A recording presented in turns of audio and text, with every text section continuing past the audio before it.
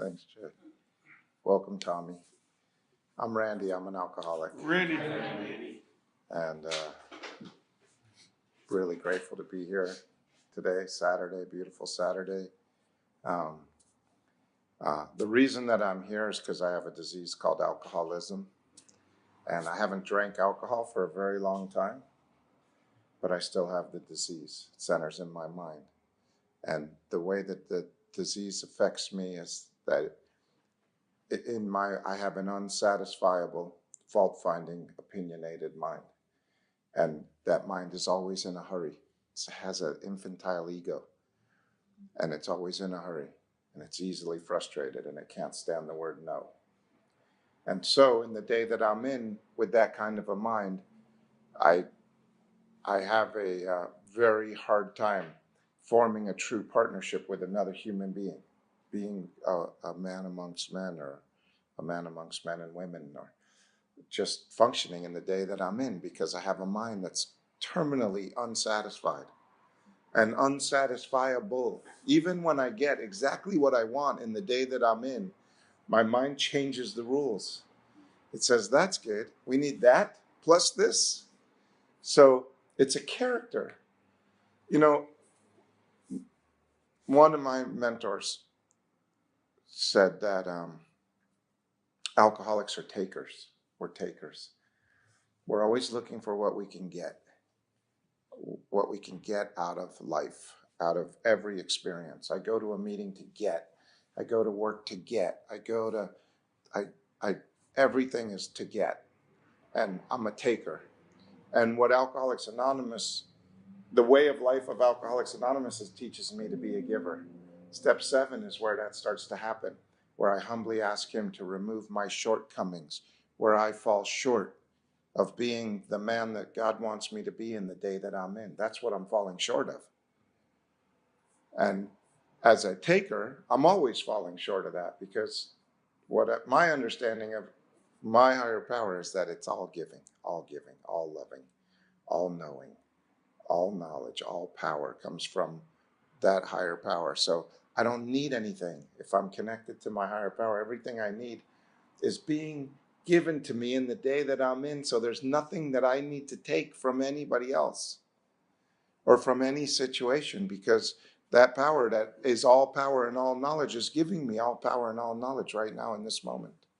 So everything that I need for this moment is being supplied.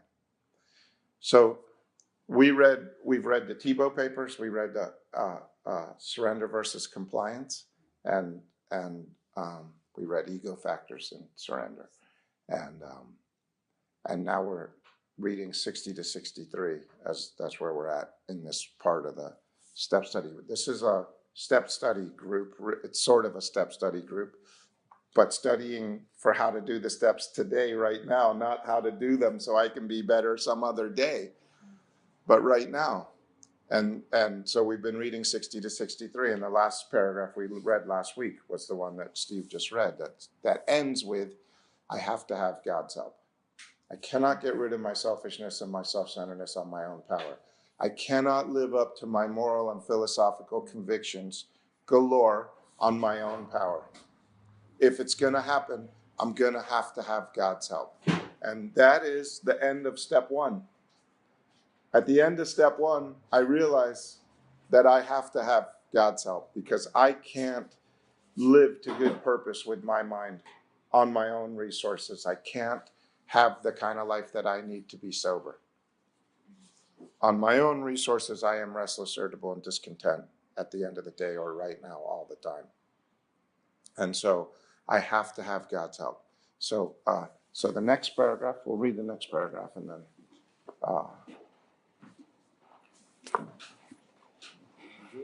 sure. This is the how and why. What? It's on page 62. Yeah, this is how and why. Yeah, no, that's right. I'm just letting people know. Page 62 in the big book. And we read everything in first person, in the I. This is the how and why of it. First of all, I had to quit playing God. It didn't work. Next, I decided that hereafter in this drama of life, God was going to be my director. He is the principal. I am his agent.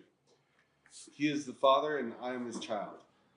Most good ideas are simple, and this concept was the keystone of the new and triumphant arch through which I passed to freedom. So I'm just going to talk about that paragraph for 1 second, and then the meeting will be open and for sharing on your experience with this paragraph as a way of life in the day that you're living in, like today. But so I have to have God's help, and this is the how and why of it. First of all, I have to quit playing God. I play God. I try to figure everything out in my mind. I try to restore myself to sanity by getting the right answer to whatever problems I see is happening in my life. That's me playing God, trying to figure it out, trying to restore myself to sanity. Because I think if I get the right answer and I can figure out what it is, that if I work it out the way that I think it should work out, then I'll be happy. But with the unsatisfied mind, even when I get exactly what I wanted, I'm not happy. So I have to quit playing God. Why? Because it doesn't work. It doesn't work. It's pretty simple. It just, my life when I play God doesn't work. So now I'm going to let God be the director. So the director shows up at the set of a movie. I used to want to be one. No, I still do. I still want to be an actor. I went to Tom Bosley's daughter's wedding. And at Tom Bosley's daughter's wedding, he got up to give a speech to the audience. And I mean, it was everybody who's anybody in Hollywood was there. But his brother-in-law is Lee Bonaventura, he was the president, I think, of Paramount at the time. He was the co-president of Paramount Pictures at the time. And I was videotaping the wedding. I wasn't a guest. And but he gave his speech to the wedding. And at the end of his speech, he said to his son-in-law, Lee Bonaventura, the president of Paramount or whatever it was, he says, Lee, I don't want you to think of me as just a father-in-law. I want you to think of me as an employable actor. And I thought, wow, that is so true and so pathetic at the same time, right? That you would, at your daughter's wedding, still be pimping yourself as an actor. But that's how I am. Every opportunity to advance myself, I want to make sure that everyone knows. So if any of you are producing anything, it's not a joke. But God is the director. So if I was to show up at a movie, I would have a script. And hopefully I would have read the script and I would have learned my part and I would have known what my character is. But I see like this thing of life. God's the director. I'm showing up to the set, but I don't have a script. I don't know my lines. I don't know my character. I don't know why I'm here. I don't know what I'm supposed to be doing. I have an open mind. I show up with an open mind. And so I walk on the set and they say action and somebody says, how you doing? And I got to look at the director and say, how am I doing? I don't know who my character is. I don't know who I'm supposed to be today. How am I doing? And he says, you're doing good. Tell him you're doing good. I'm doing good. And every single thing that I do, I have to trust and rely on that actor to give me, I'm that director, to give me the line, tell me where to go, tell me who these people are in relationship to me and why they're saying what they're saying. So that is the relationship if I was to break it down. If God is the director today and I'm the actor and I don't have the script, I have to keep reaching out to that director saying, how would you have me respond to that? Who would you have me be today? What's my part? What would you have me do? And then show up and do that to the best of my ability. Continually checking in with the director. Am I doing okay? How am I doing? Is this what you want? Am I supposed to pick that up now? As a way of life, that's me stopping playing God and knowing, because I think I know what I'm supposed to do all the time. And not knowing, having a not knowing attitude, an open mind to this being the right moment and you being the right character in this show and me having to interact with you, with a new director. So that's the actor-director relationship. The next relationship is he is the principal, I am his agent. The agent represents the principal. So my job is to represent my higher power on this planet. So how am I doing today, God? Am I representing you well? Am I the kind of man that you would want to have as your representative?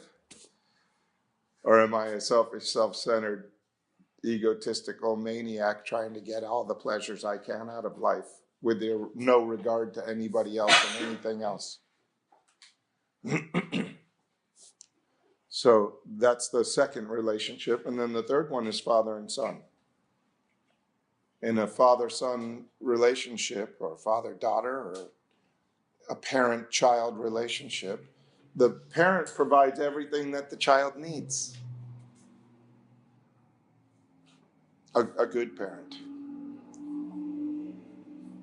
In a loving and careful way, right? You don't just give your kids everything that they want just because they want it.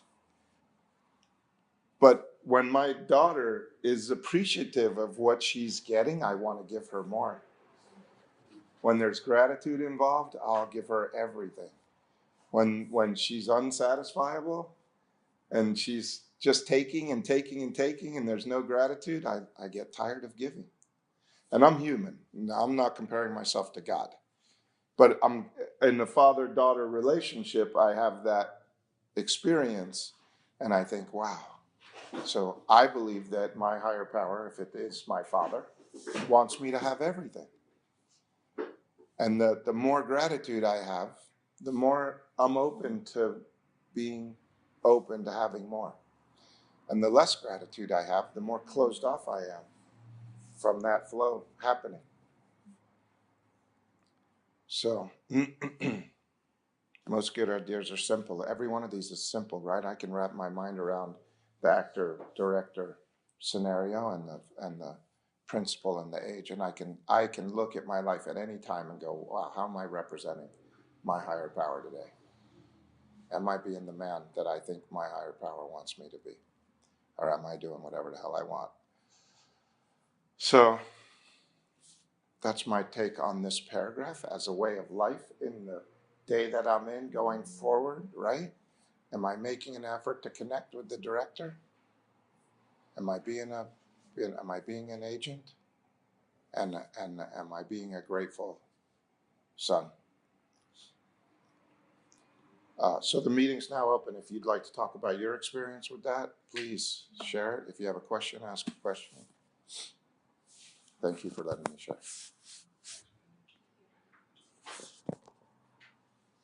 I got a question. Sure, sir. Steve, these are just some